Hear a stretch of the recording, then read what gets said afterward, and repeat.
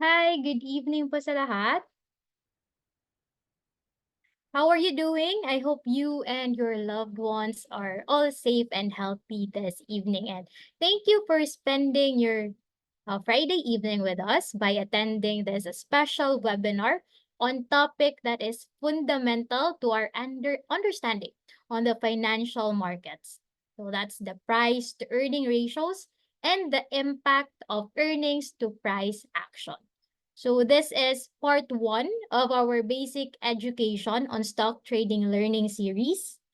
So please let me know if clear po ba ako on your end. Kindly type C and kindly type N if hindi naman. So I already received a feedback. Maraming salamat po. Before we dive into the intricacies of PE ratios and dissect the influence of earnings on market dynamics, I want to take a moment to express my gratitude for your attendance in this webinar. So in this dynamic world of finance where information is key, your commitment to staying informed and engaged is truly commendable. So I see this webinar not just an opportunity for me to share insights, but also a platform for all of us to learn from each other.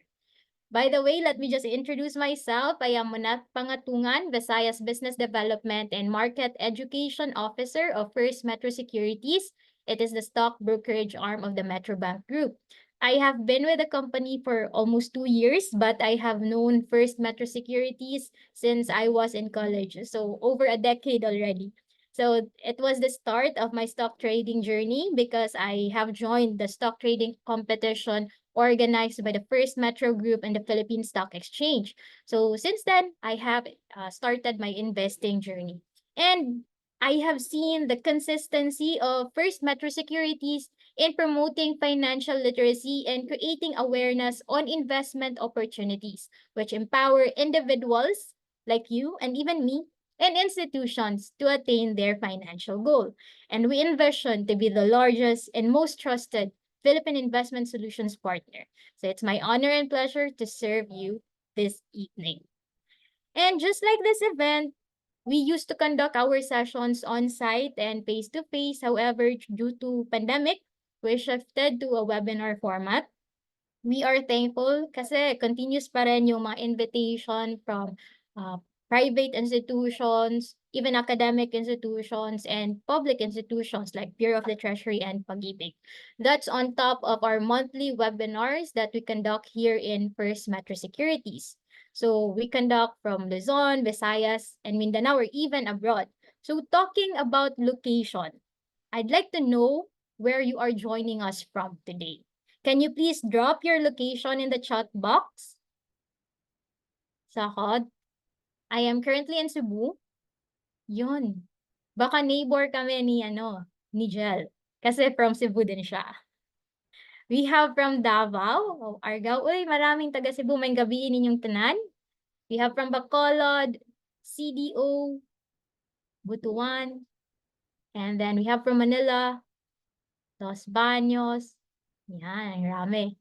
So, ayun. We have also from other country, from Riyadh. So thank you so much for your feedback. So it's always fascinating that our virtual audience is spanning across different corners of the country and even as well as globe. So we acknowledge this is the demographics of stock market investors in the Philippines as of December 2023. So for a country with over 100 million in population, there are only 1.9 million stock market investors. Most of them at 1.5 million have online accounts. And around 74%, 74% are locally employed. And there has been gaining interest from OFWs and even students. So majority are from Metro Manila at 68%, but the rest of the country has yet to catch up.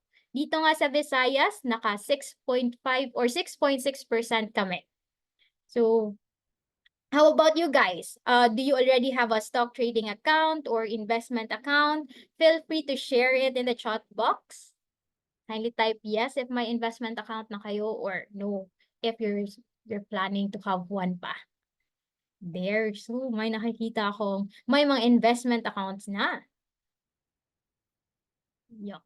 So I'm happy to see that we have diverse audience now, from seasoned investors to, and even to those just starting to navigate the financial landscape.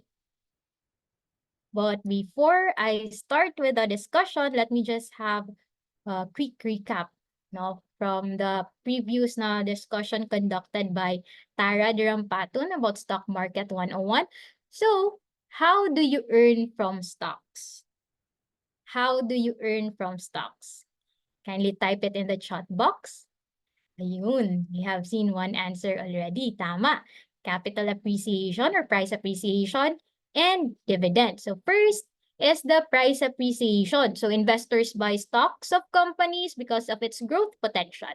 Thus, the famous adage, buy low and sell high. Stock prices are driven by the interplay between supply and demand in the market forces. And when existing shareholders are not inclined to sell their stocks, so there's a great demand from buyers. So prices tend to increase due to the limited supply and the great demand. So on the other hand, when existing shareholders are selling their stocks, but there's little demand from the buyers, prices tend to decrease due to greater supply than the demand. So second way to earn from the stocks is through dividends. So this is the stockholder share of the company's profit. So when the company has a net income, the board of directors can decide how much will they reinvest back to the business or to the company, and how much they're going to give back to the shareholders. So some companies have a dividend policy which indicates the percentage of the net income to be given back to the investors. So if paid out regularly by stable companies, dividends can be a source or a good source of income, passive income.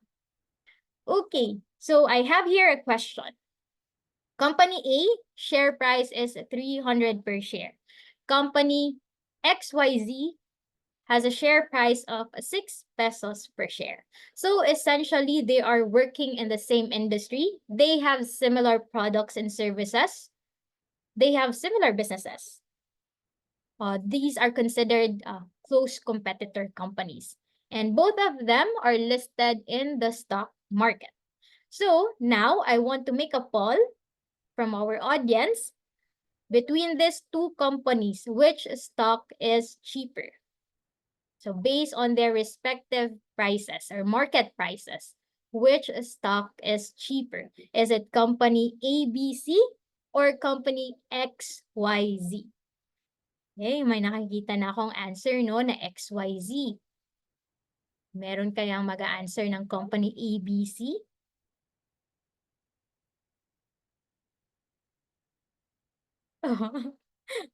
We have here one comment, who knows? So parang kulang pa talaga yung information. Let's see. So common, yes. So we have here one comment, insufficient information. So this is a common misconception among the beginners that if the price is lower, it is cheaper. So if you have enough experience in the stock market, we realize that the market price is just a price. So there is something more that we can actually infer from the price. So my point here is that a lower stock price does not equate to a cheaper or undervalued stock. So that sets the stage for our exploration today. How do we know if a stock is cheap?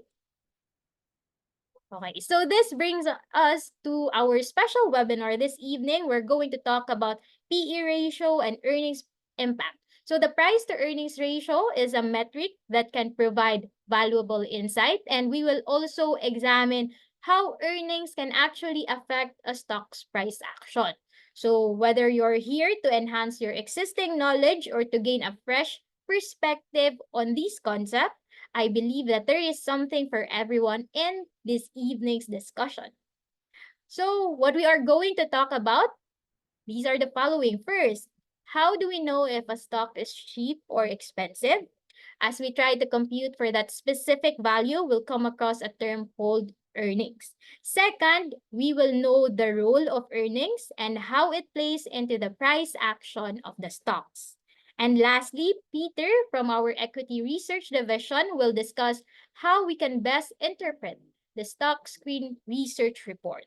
So if you have questions regarding the presentation, feel free to ask in the Q&A of the Zoom panel. We will answer them later during the live Q&A portion after the presentation. So, as we embark on this journey together, my goal is not just to present information, but to create an interactive space. So, I encourage you to actively learn by participating in the discussion. Maximize natin yung chat box. Kindly prepare your notes, calculator, and let's make this a collaborative learning experience. So, if you guys are ready, please chat ready when you are good to go. Maghihintay ako pag may nag-type na ready. So again, prepare your calculator, notes. Ayun, may nakita na ako. Marami nang nag-feedback na ready na sila. Good, thank you so much. Here. So the main question for this webinar is if the stock is cheap or expensive. So we realize from the previous na scenario that if we don't have to just look into the price, we have to introduce the concept of multiple. So what is multiple? The multiple tells us how much we are paying for that stock relative to its underlying fundamental value. So there are actually many multiples, but today we are going to focus on the price to earning ratio or PE ratio and as well as EPS or earnings per share. So now, I have prepared another question. Sorry. Among this meat, which is cheaper? Is it chicken, pork, or beef? Can you decide already which is cheaper? Is it chicken, pork, or beef? For example, you go to a grocery store or supermarket, you look for a meat product. So your options can either be chicken, priced at 270 pesos, pork, priced at 300 pesos, and the beef price tag is only 180 pesos. Ayun, so may nakikita na akong decided na sila na yung cheaper na price is pork. Yung iba, chicken. Yeah, so chicken or pork daw. So, since may feedback na kayo, ayun, may isang nag-answer na undecided. So some of you may learn from the previous na question, there is actually a deeper question pa. What is their weight? Ayun, may nag-feedback na kilogram po. So nag-ask siya, what is the weight of each meat? Tama. Okay, I will flash. Now you see that the chicken is 2 kilos for 270. The pork is 1 kilo for 300 pesos. And then the beef is half a kilo at 180 pesos. Now, if I will ask you again, how much their weight or how much is their cost per kilo? Ano ba yung price nila per kilo? So sa chicken, magkano ba siya per kilo? Okay, we have there 135. How about yung pork? For 1 kilo, 300 lang. And then yung beef. So yung beef is at 360 kasi 180 per half kilo lang siya. Now, which is cheaper?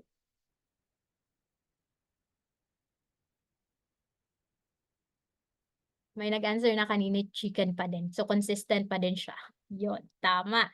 So, it turns out that the beef is actually the most expensive at 360 as you have computed na per kilo niya is 360.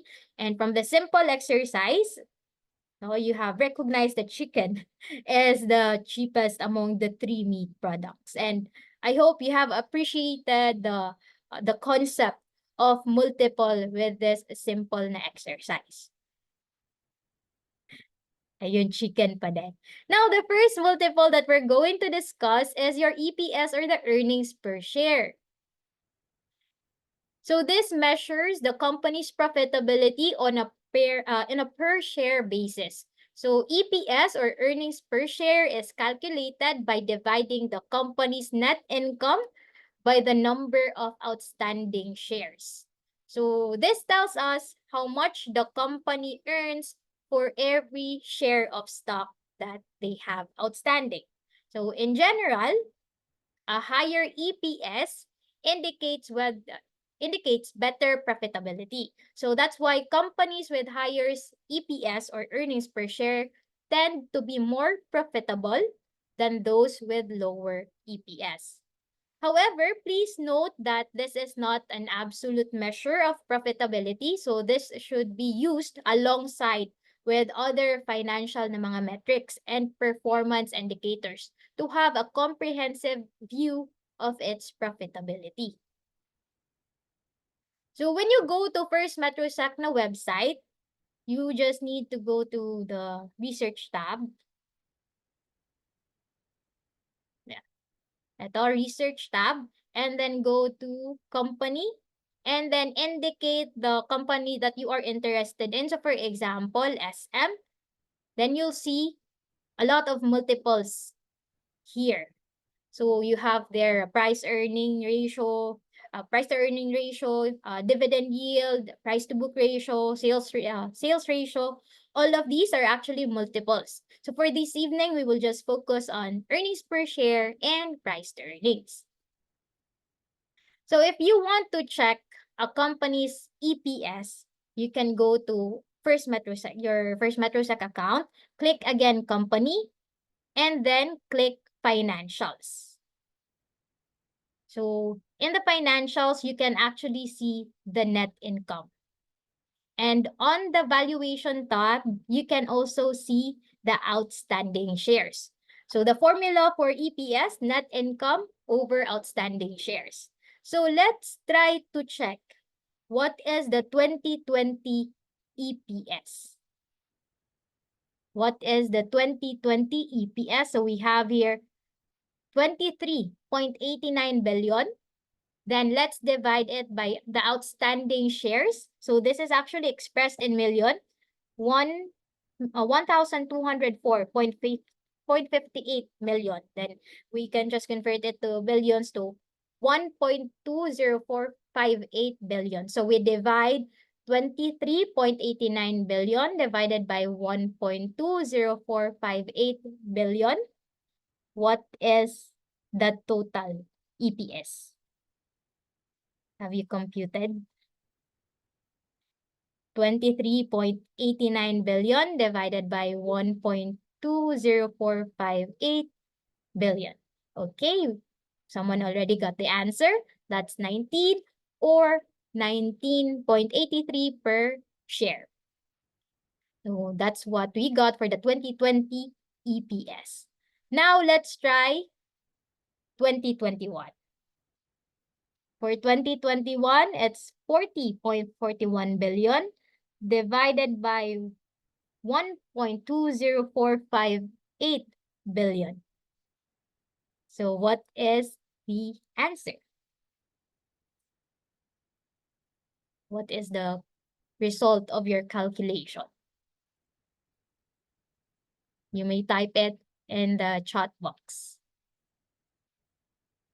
Yun. 33.5. With two decimals, it's 33.55. So correct. Thank you, Isabel Chin. Now, in 2022, the same thing. You divide net income in 2022 at 61.65 billion divided by 1.22202 billion. So the answer is, anyone? There. Someone answered already from Juliet. 50.45. And that is correct. And lastly, 2023 EPS, we have 76.99 billion divided by 1.22 billion.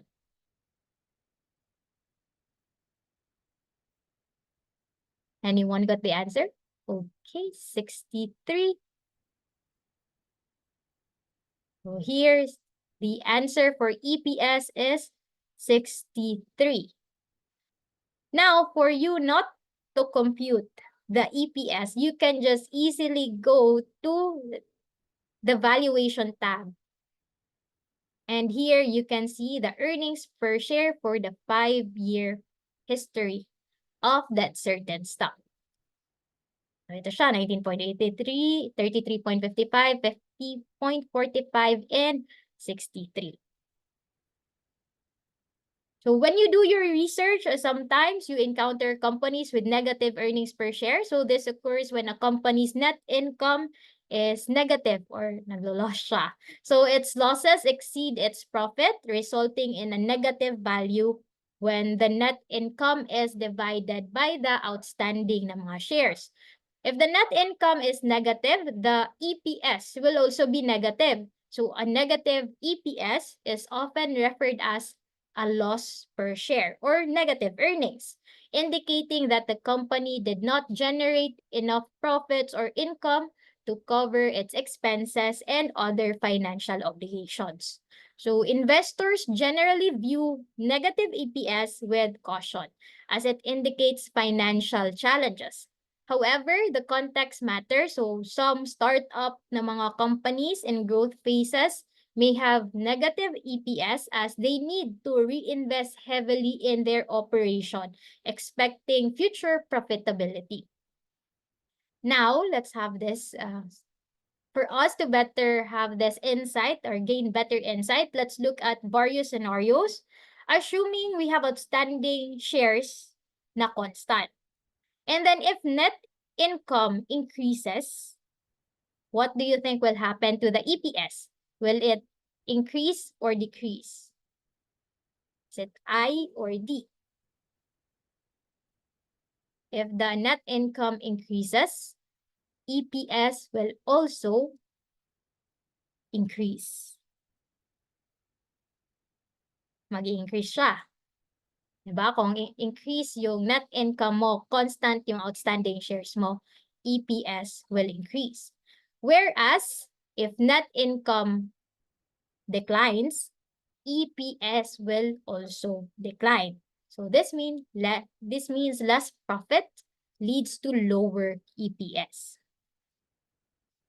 Now, assuming net income is constant, and if outstanding shares increases, what will happen to your EPS? Okay, I have seen here D or decrease, and that is correct. So if the outstanding share increases, your EPS declines. So this means if the company issues more shares through stock rights or follow-on offering, it may be dilutive as the amount of profits will now be split to more outstanding shares. So if the outstanding shares decreases, what will happen to your EPS? Okay, correct. It will also increase. So decrease in outstanding share, increase in EPS. So this means if the company buys back more shares, there will be less shares to split the same amount of profits. So with that, you can actually see that there is limitation sa EPS. So this shows that EPS has limitation. EPS does not account for share buyback. It will increase the EPS if the outstanding shares decrease due to buyback. And this means that EPS can be manipulated. Well, not the actual EPS is generated since income is just the same. It increases due to the decrease of outstanding na shares. So, di ba, yung previous na scenario natin, fixed lang yung net income, pero lumalaki yung EPS niya kasi kumukonti yung outstanding shares niya. And aside from that, EPS does not consider outstanding debt. So imagine if two companies have the same EPS, but one company has high obligation and the other does not have a high obligation. So hindi mo siya makikita through EPS. Or with the same EPS, but one company uses a lower capital compared to the other company, but generates the same income. So it will not reflect that the company was actually more efficient than the other because the two companies was able to generate the same income but different in the capital. So while EPS is a fundamental factor in assessing stock value, it is most useful when it is considered with other metrics. Next question. Which stock is more profitable for investment? Is it company ABC or is it company XYZ? So let's try to check your understanding. So company ABC, we have 4 billion net income. Outstanding share is 300 million. What is the EPS? Oh, my answer na. Yung si Sir. So first, let's try to determine the EPS. So EPS for company ABC, yes, is si Ma'am Joy, 13 daw for the company ABC. And then company XYZ, she answered 8. 13.33 and 8. Yes, tama. Okay.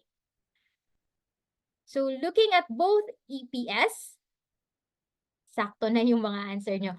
Company ABC actually is better with higher EPS. So it's more profitable. Clear ba? Type C if clear before we proceed with the next multiple. Salamat for that feedback. So after learning how to calculate for the earnings per share, let's look at the impact of earnings on share price action. So I prepared some graphs. So this one is the Robinsons Retail Holdings. This is the price chart of RRHI from 2016 to 2020. So in 2016, RRHI earmarked 5 billion pesos to expand their business. So they plan to buy 200 new stores, which are mostly convenience store and supermarkets. And then they acquired 51% stake in the generics pharmacy, since they also acquired South Star Drug in 2012. This strengthened their retail drugstore network in the Philippines.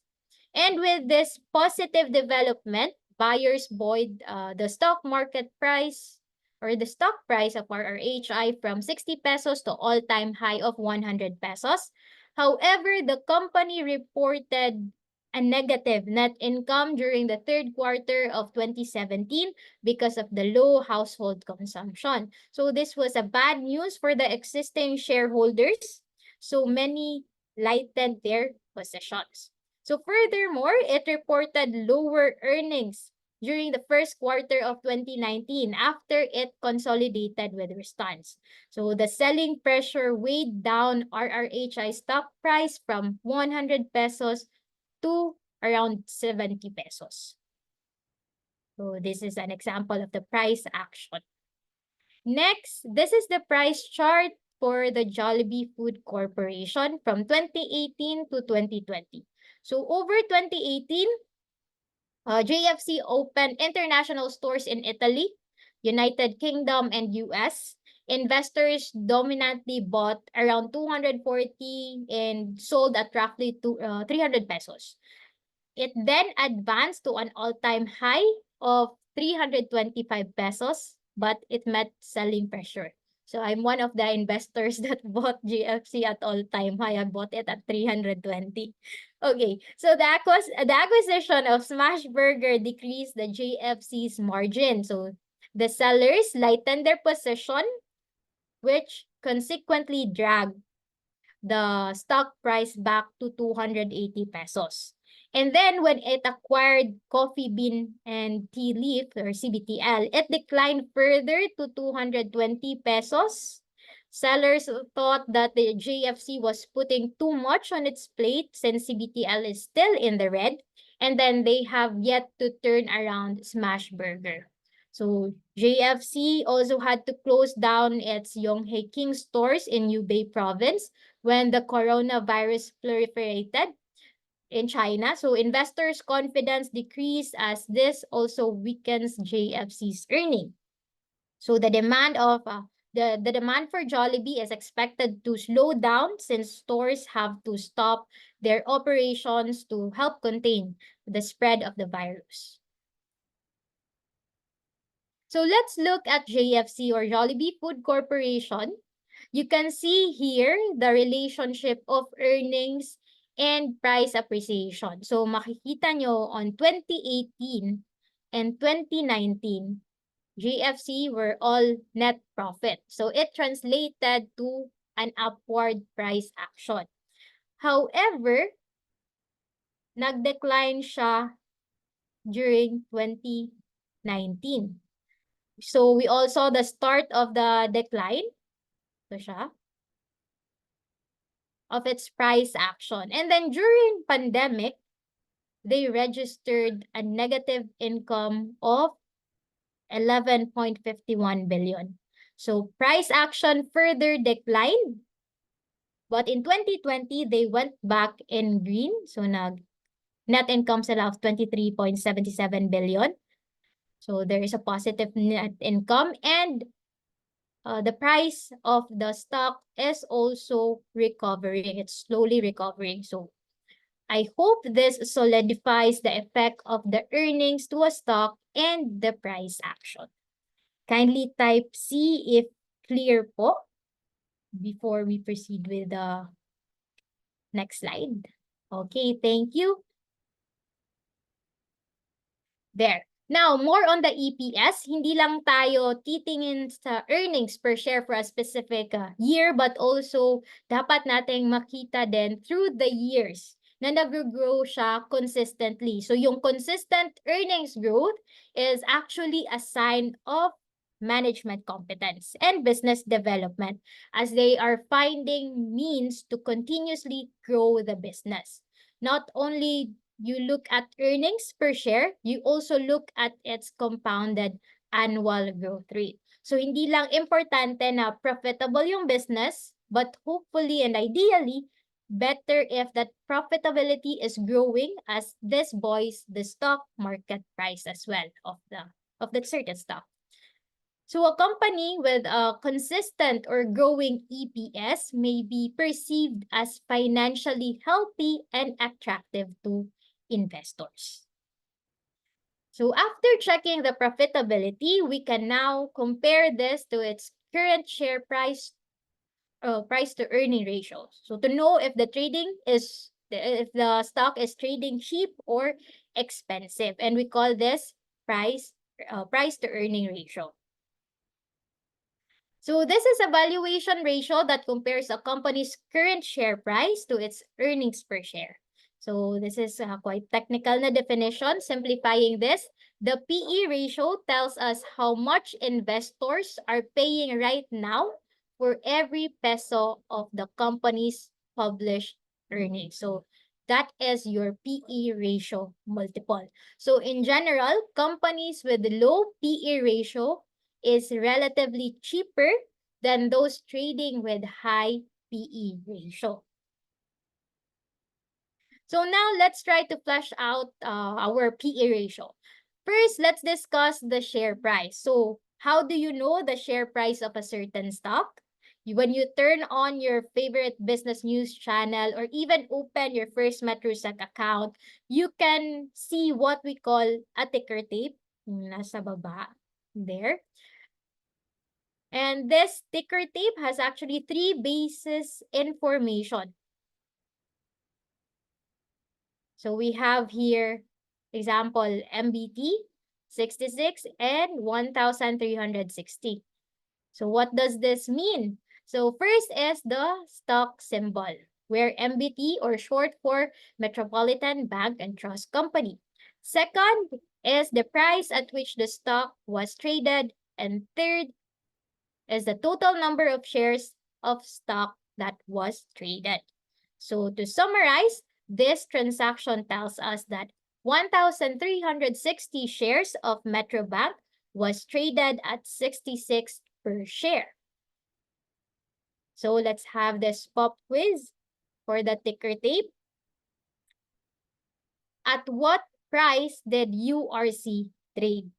Kindly type the price. At what price did URC trade? So the first one is the ticker code or the symbol, the price, and the shares. Okay, that is correct. The answer is 94.05.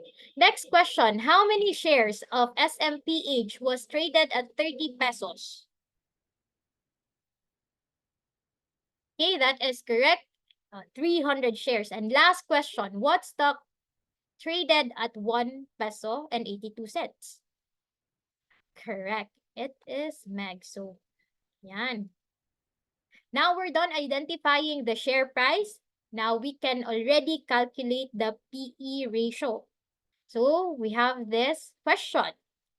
Which stock is cheaper? So first, let's identify the PE ratio of company ABC. So the share price is 200. EPS is 13.3. What is the PE ratio? So price over EPS. Okay, we have Ma'am Joy already answered. The answer is 15 and question I reflect. Yon, that is correct. Next one. No, this is Sir Mark and Miss Sir Nigel. They already answered. For company XYZ, they answered 20. So let's see if it is 20. Oops. Dapat 20 yung mag-reflect dyan. So, PE ratio for company ABC is 15, company XYZ is 20. So, looking back at both PE ratio, which company is cheaper to buy? Is it company ABC or company XYZ? Kita ka na yung answer ni Sir Christopher. Ma'am Jennifer, si Ma'am Juliet. Okay, so you have the same answer. It's company ABC. Okay, so further example naman. What is the PE ratio for SM Investment Corporation? Share price is 920. Earnings per share at 63.89.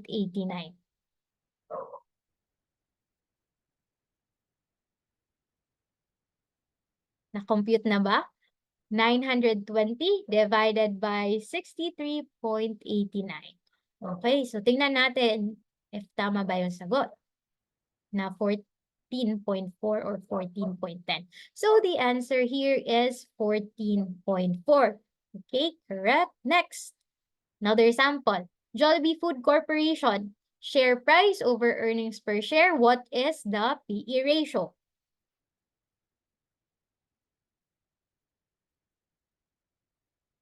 Anyone? May nakakompute na ba? Yun. So we have 30.84. Well, let's see. Ayun, 30.84. And then last example, for RRHI, share price is 36.4 and then earnings per share is at 6. What is the PE ratio?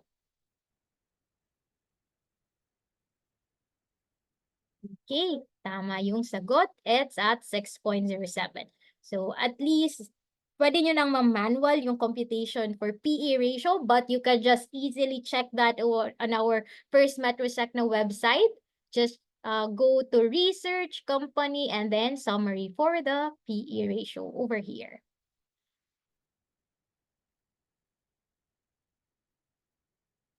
Oops. There.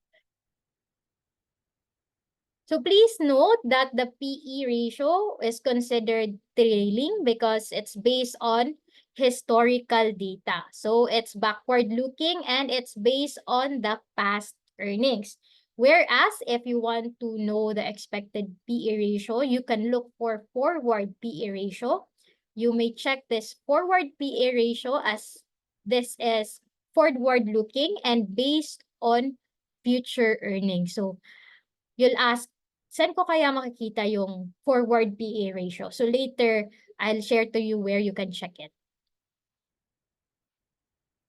So comparing PE ratio among peers and accessing its historical data, you just need to go to your First Metrosec account, the codes tab, stats, fundamentals, and then price to earning. So ito siya, gumawa ako ng watch list ng REITs. So para makompare ko among all the REITs based on the price to earning ratio. And as to the historical price to earning ratio, you just click research tab, indicate the code of the company, click valuation, and then drop down lang sa price ratio. So after that, ito na, price to earnings. For 5-year worth ng history of data ang makikita nyo. So earlier, I told you na pwede nyo makita ang forward PE ratio. So just sign in sa First Metrosec account, click research, First Metrosec, and then dito sa consensus corner. Sa consensus corner, forward PE ratio. So pwede siya based on the holdings na firm, sa different indices, or even based sa comparison on the Philippine Stock Exchange Index. And then weekly to siya na re-release. So take note, low PE ratio may mean value, but it may also indicate a lack of attention and love. High PE ratio may mean expensive, but it may also indicate high potential and expectations of success. So always consider the other fundamental of the business and whether it can generate the earnings investors seek. So before I turn over the virtual floor to our equity research associate who will explain our stock screen report, allow me to introduce Mr. Garnase. So Peter Garnase joined First Metro Securities in June 2022, and he has been assisting the senior analyst in covering power and utility stocks. He graduated with a degree in BS Management with a minor in International Business with honors from Ateneo de Manila University. Currently, he is taking Masters in Economics in the same university. So now I will turn over the virtual floor to Peter. There. Thank you so much for that, Ms. Manette. And hello, everyone. Good evening or good morning, wherever you are in other parts of the world. So thank you so much for joining us today. And thank you so much, Ms. Manette, for letting us introduce our stock screen report in the Equity Research Department. So first, let me give a quick background of our stock screen report. So the stock screen is one of First Metro Securities research reports tailor-fit for investors who base their investment decisions on select financial metrics of stocks in the Philippine Stock Exchange. As the name suggests, it is a screener of stocks that automatically filters the companies and select the outperforming ones based on each metric or criteria. So the stock screen is designed to show off the 3 model portfolios to suit different investment styles. So these are the riding the flows, unloved, and yield seeker. Those of you who have been following our stock screen reports, we have recently updated actually our methodology for our stock screen. And this is to provide our clients with improved, more robust, and quality report. And so for today, our discussion will be focusing more on the riding the flows model portfolio. But first, let me try to give you a background on how we stock or filter the companies that we include in our report. So for our methodology, we maintain a stock screen universe, which are selected from all securities that are included in the MSCI Investable Market Index, the PSE Index, the PSE Midcap Index and the PSE Dividend Yield Index. So investability filters used to determine inclusion in each of the screens are run on a monthly basis, and the equity universe data cutoff date is set on the last trading day of the month. And also, the data that we use is retrieved through our Refinitiv subscription. So it's a subscription-based data.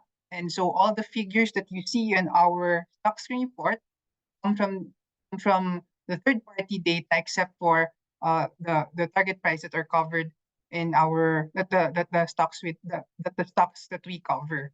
So we want to emphasize that the data comes from our third-party data provider, which is Refinitiv, which are then filtered out by our screener. So as mentioned, there are 3 different model portfolios that we consider in the stock screen. So for part 1 of Best Series, I will be focusing my discussion on the first model portfolio, which is riding the flows. So in terms of inclusion criteria for riding the flows, these are the volume or liquidity. So it should be at least 500 million average daily value turnover in the past 3 months. And then the next criteria would be foreign momentum. So the stocks should have foreign interest, which can be measured through the foreign buying or inflow. And then lastly, the last criteria is earnings growth forecast. So this is we measure this through EPS or earnings per share, which Ms. Moneth was able to comprehensively discuss earlier. So essentially, the stocks that would enter riding the flows are highly traded growth stocks with high EPS growth, liquidity, and foreign momentum.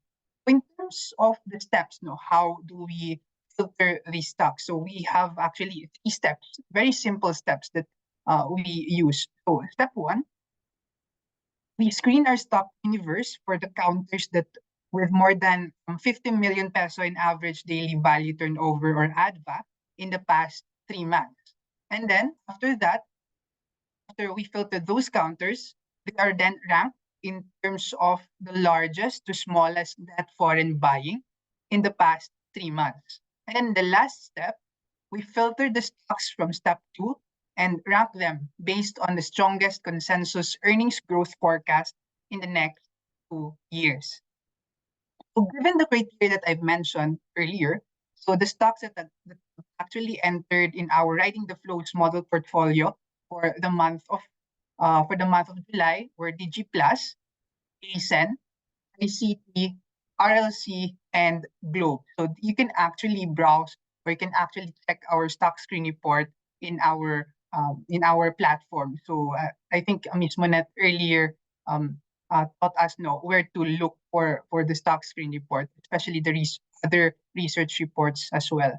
And so just to give more color on each of these stocks, so let me discuss what are the catalysts of each of these stocks, or what were the catalysts that made these stocks rallied in the past few days or past few weeks. So first on DigiPlus, so it's one of the hottest stocks right now in the PSE. So we can see on the chart right here, now in the past 3 months, it has actually rallied by 52%. So definitely outperforming the PSE index, which only grew by 3.92%.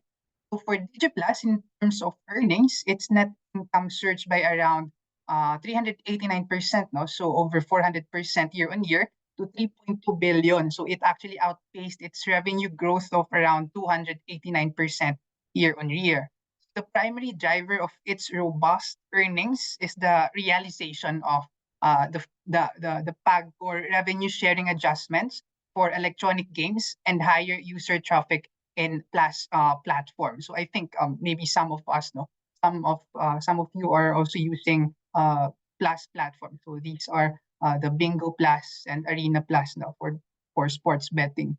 So furthermore, Plus was also recently added in the MSCI Philippines Small Cap Index, which had greatly increased its exposure to foreign investors.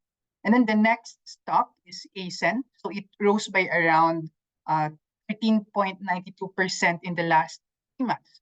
And for ASEN, in terms of its earnings, it closed first half 2024 with net earnings of around 6.3 billion. So this is actually 49% increase year on year. And this is well ahead of consensus estimates, propelled by the robust growth in RE generation and improved spot market position. So ASEN has operations here in the Philippines as well as overseas. So for ASEN's Philippine operations, it generated its generation grew by 77% year on year as the company brought several solar and wind farms into operations during during the period. No, so ASEN's international operations generation grew by 28%, attributable to the fresh contributions from the large-scale solar projects in Vietnam. And also, the company is actually ahead of its target to expand its renewable energy portfolio to 5 gigawatts by 2025. And now the next stop is ICT, or ICTSI. It actually rose by 14% in the last 3 months. And ICTSI, its first half 2024 net income surged by 34% year on year to around 420.55 million US dollars. So while its core net income also rose by 24% year on year as improved yields per container outpaced the flattish volume growth of 1% to 6 million containers. So ICT, as I also noted, that its profit rose primarily due to higher operating income, partially tapered by the increase in interest on loans and lease liabilities related to concession renewals. And now for Globe right here, it also rose by around 17.63% in the last 3 months. Its earnings also grew, beating consensus estimates. And by segment, Globe has different segments. So its mobile data revenues grew 7% year on year, and corporate data revenues grew 8% year on year. However, its home broadband revenues dropped by 6% year on year, and its non-telco revenues dropped by 58% year on year. Nevertheless, the positive sentiment for Globe was propelled by the recent news of GCash increased valuation to 5 billion US dollars. So if we can imagine, if we can calculate, it's almost 286 billion in peso terms. And this is actually almost around 80% conservatively estimate of its of current Globe's market capitalization. And then the last stock that entered the riding the flows is RLC. So while it is the only laggard among the stocks that entered the riding the flows, declining by 9% in the last 3 months, we are of the view that the recent interest rate cut of the Bangko Sentral ng Pilipinas, or BSP, is a signal for the stock's uptrend in the next months ahead.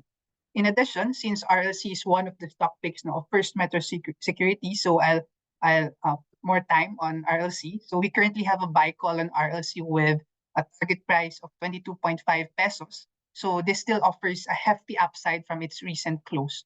So we believe that Robinsons Land Corp is still grossly undervalued as it is currently trading at a huge discount to peers and historical trend. So in terms of the reason why we like RLC, we argue that among the property companies in the Philippines, RLC has similar, if not better, asset quality and growth potential. Furthermore, we expect office leasing to be resilient, owing to newer buildings and competitive rates in Ortigas, central business districts, versus offices in Makati or, let's say, BGC. Then lastly, with the further reduction of interest rates by the BSP, as well as the Fed, we think that the pressure on real estate sector is expected to decline. This is quite apparent on how the stocks move today. And the BSP cut interest rates by 25 bips yesterday. Hence, we have seen stocks to rally across the board. And this is specifically the property sector. And yeah, on that note, I will end my presentation and I'm ready for questions. Yeah, I'll turn over the virtual floor to Ms. Manette. Thank you so much.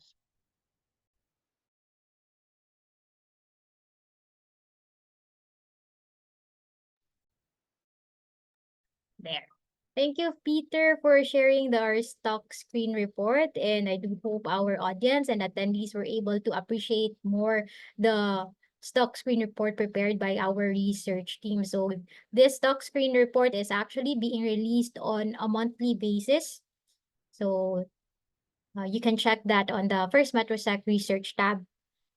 And for those who are still deciding whether to open a First Metrosec account or not, I am providing you the guideline on how to open a First Metrosec account. You may just visit our website at this link, or you may just scan the QR code. The link is at www.firstmetrosec.com.ph. You can open for joint ITF account. And for individual accounts, you may open via mobile application. You can just download the First Metrosec Go app via Play Store or Apple Store, and then accomplish all the requirements, upload the necessary documents, or the requirements include tax identification number, proof of residence, proof of bank account, and then your 1,000 pesos initial deposit.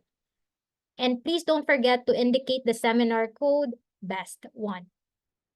And I am sharing to you the procedure first on the account opening. Hold on, I will share.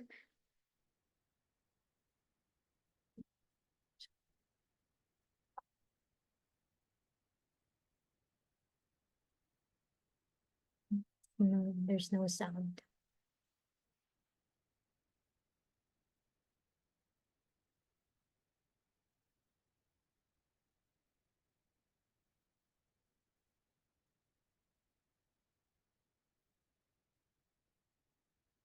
Okay, so it seems that there is no sound in the video. I can just share the link for the First Metrosec account opening procedure for both the website and the application. And I would like to encourage you that you can follow us in our socials. We have presence in all our major social media platforms. Just search at First Metrosec on Facebook, Instagram, Twitter, Viber, TikTok, YouTube, and podcast. And I would also like to invite you guys to start investing in knowledge this August with our upcoming webinars.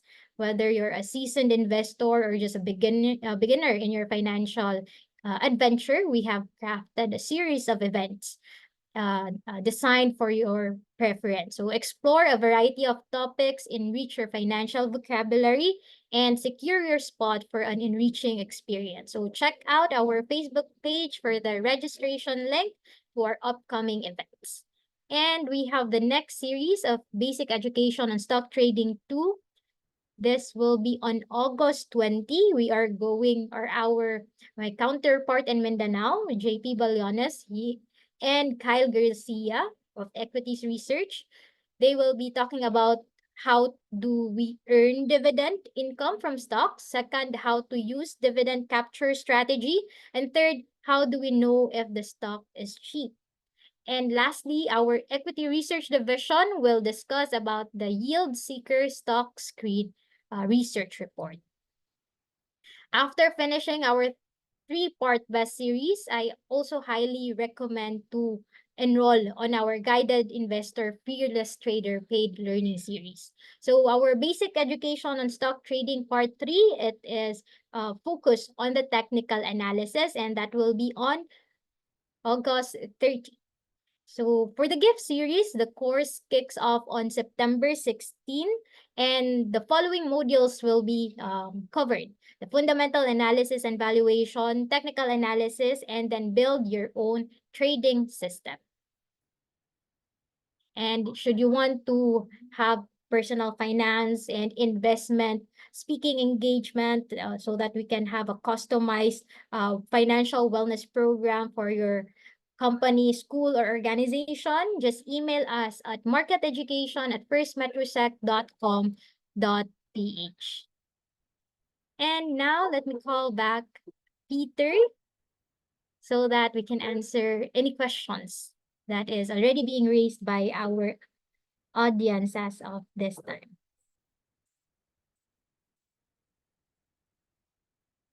Okay, let me check the Q&A.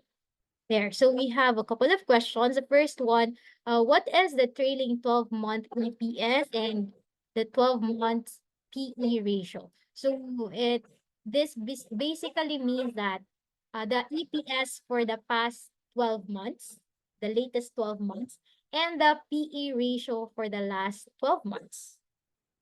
So yun na siya. And then second question, how should an investor who is positioning for a long-term capital appreciation view PE ratio, especially if the company is still in its growing phase? Can I have an insight from our research associate, Peter, for this question? Thanks for that, Ms. Manette. No, as I think Ms. Manette was able to discuss thoroughly regarding the PE earlier. No, so PE ratio. This is the metric that we use now to show or to measure whether the stock is expensive or cheap, and this is relative to the growth of the earnings per share. It is also something that we take a look at, no, to measure how much an investor is willing to pay for every for every earnings that the company is generating.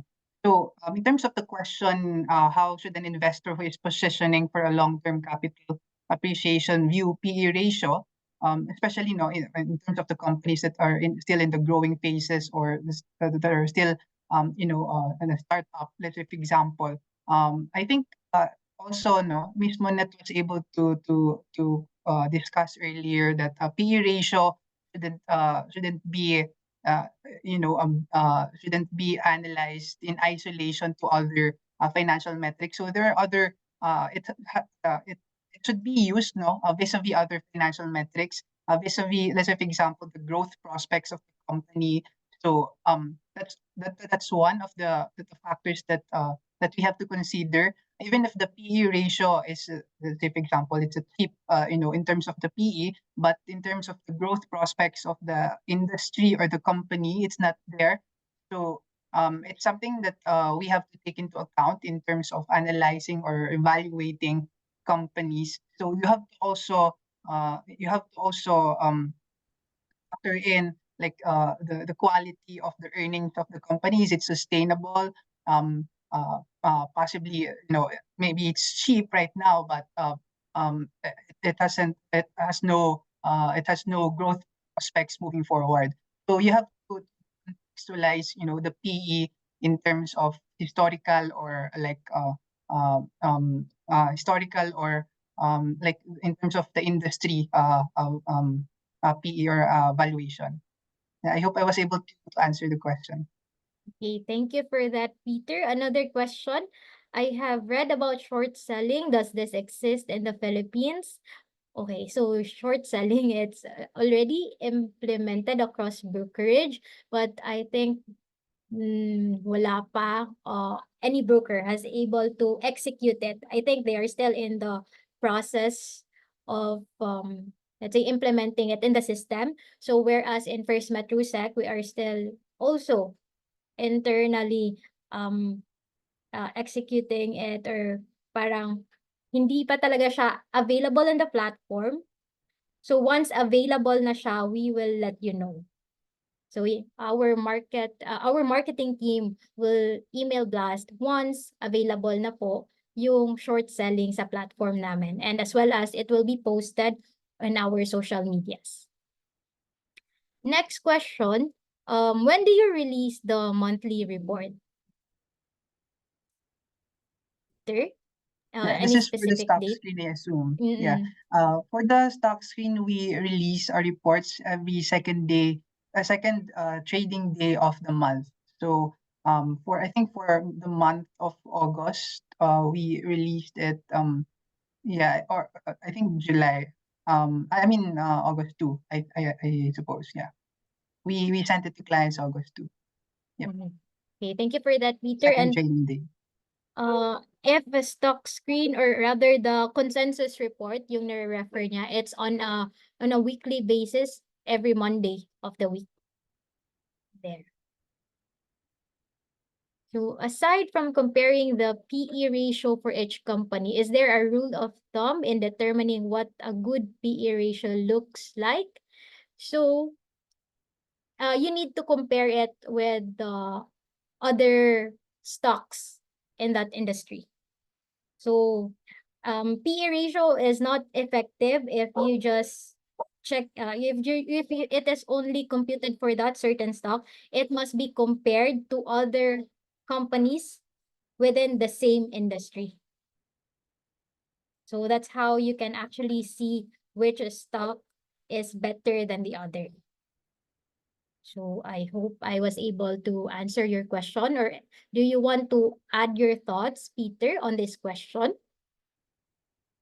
Maybe maybe to give more color or flavor on how PE is being analyzed. So there are two types, or there are two kinds of analysis in the PE, right? So you can do historical analysis in terms of the PE ratios. So that's one. And then the second one would be in terms of the peers or the industry ratio. How is the PE of a particular companies faring vis-a-vis other companies in the industry. So you have to take a look at, let's say, for example, a certain company is trading at a cheap or low PE compared to its peers. So that means that it's still at a discount. So you might analyze it as something that there's still a potential for the company to grow its PE. Given that the market or the industry is growing at this level of PE. However, this particular company is growing at this level of PE. So you can also say that there's still a potential for its PE to grow further, given that this is the particular level of PE that the industry is having. So yeah, I think that's some sort of kind of analysis that you can also do in terms of analyzing PE. Oh, thank you for that, Peter. We do have a follow-up question. What about the companies with diversified business like AEV, for example? Who do I compare it with? In terms of AEV, right? So it's actually its peers are those of conglomerates. AEV is a AMC. conglomerate basically. Mm-mm. So there are a lot of subsidiaries under AEV. Mm. You have there your Boyd's Power, you have there your UBP, and the different other subsidiaries. So you have to compare it with other companies, other conglomerates. You Mm. have their SM, GT Cap, SMC, LTG, AGI. So these are the peers of AEV. So you have to compare. You have to compare in the same in the same categories. No, so that's how I would compare AEV to. Okay, so it should be compared with other conglomerates as well. Thank you for that, Peter. So earlier, I have seen a question about where to check the stock screen report if via Pro. So just here, just click research, and then on the right side, hold on, laser point. Here, research, and then stock screen. So if you also want the consensus corner with the forward PE, here. So yan siya. So there. And I think, hold, checking lang if may any other questions pa ba.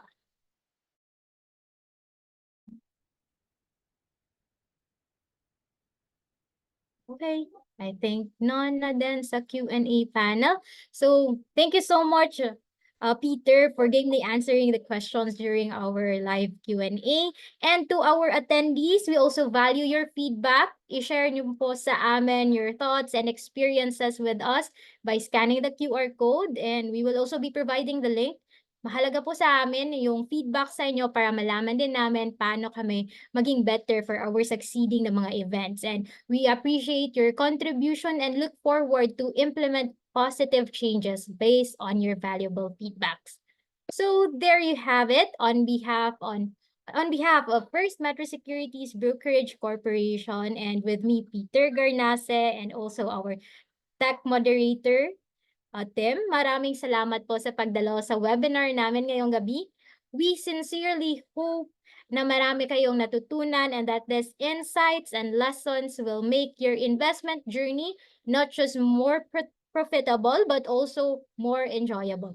Huwag niyo pong kalimutan magbigay ng feedback sa webinar namin. We hope to see you again in our future learning events, because over here at First Metro Securities, we put your future first. Thank you so much and have a great evening, everyone. Thank you, Peter. Thank you, Miss Minna. Thank you, everyone. Have a great weekend.